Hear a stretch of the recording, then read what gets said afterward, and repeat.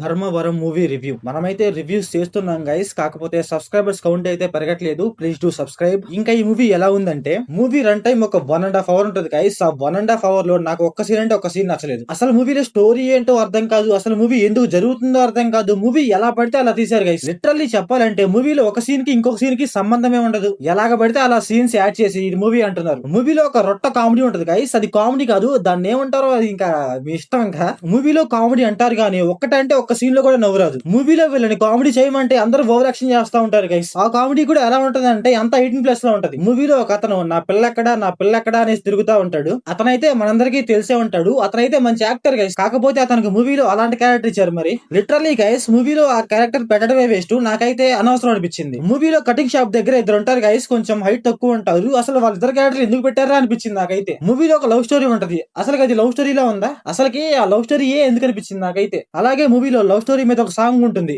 ఆ సాంగ్ ఏమన్నా perfect timing లో పడిందా అంటే అది కూడా లేదు. ఆ సాంగ్ మరి ఏదో యావరేజ్ గా ఉంది. ఇంకా మూవీలో విలన్ క్యారెక్టర్ అనమాట. స్టార్టింగ్ లో కొంచెం ఇంట్రెస్టింగ్ గా అనిపించింది. దాని తర్వాత అయితే ఆ విలన్ క్యారెక్టర్ కూడా చెడదొబ్బారు. ఆ విలన్ ఏమో సగం హిందీలో మాట్లాడుతాడు, సగం తెలుగులో మాట్లాడుతూ ఏందో ఆ క్యారెక్టర్ ఏందో మరి. మూవీ స్టార్టింగ్ లో చీరలు ఎలా చేయాలి అనేసి కొన్ని సీన్స్ ఉంటాయి అనమాట. ఆ సీన్సే కొంచెం బాగున్నాయి, కొంచెం నేచురల్ గా ఉన్నాయి అనమాట. కొంచెం పర్లేదు అనిపించినాయి. అంటే విజువల్స్ ప్రకారంగా కొంచెం బాగున్నాయి అనమాట. అక్కడేం డ్రామా ఉండదు, పెద్ద పెద్ద సీన్స్ ఉండవు అక్కడ. ఇంకొకటి ఏంటంటే మూవీ క్లైమాక్స్ లో మన హీరో అండ్ ఇంకో అమ్మాయి ఏదో ప్లాన్ వేసారంట. ఏదో ప్లాన్, అసలు ఆ ప్లాన్ ఏంటో చూపిలేదు. ఏం ప్లాన్ నాకేం అర్థం కాలేదు. మరి వాళ్ళు ఏం ప్లాన్ చేశారు ఏంటో, ఆ ప్లాన్ ఏంటో చూపిలేదు. మరి వాళ్ళ అమ్మాయి ఎలా తిరిగి వచ్చిందో ఏంటో మరి ఇంటికి. ఇంకా ఈ మూవీ ప్లాట్ లైన్ ఏంటంటే, అసలు మూవీలో ప్లాట్ లైన్ ఇదిరా అని చెప్పడానికి మూవీలో ఏం లేదు గైస్. లిటరలీ నాకు ఏం చెప్పాలో అర్థం కావట్లేదు. చీరలు అంటారు, లవ్ స్టోరీ అంటారు, మా అమ్మాయి లేచిపోయింది అంటారు. మూవీలో ఇన్ని టాపిక్లు తీసుకున్నారు. ఏ టాపిక్ కన్నా పర్ఫెక్ట్ గా చూపించారంటే అది కూడా లేదు. లిటరలీ చెప్పాలంటే మూవీకి ఒక బేసిక్ ప్లాట్ లేదు. ఏంటంటే అసలు మూవీ ఎందుకు నడుస్తుందో మనకు అర్థం కాదు. నేను మూవీలో స్టోరీ ఇంకేం చెప్పను. అలాగే మూవీలో సినిమాటోగ్రఫీ కూడా అంతే ఉండదు గైస్. చాలా అంటే చాలా నార్మల్ గా ఉంటది.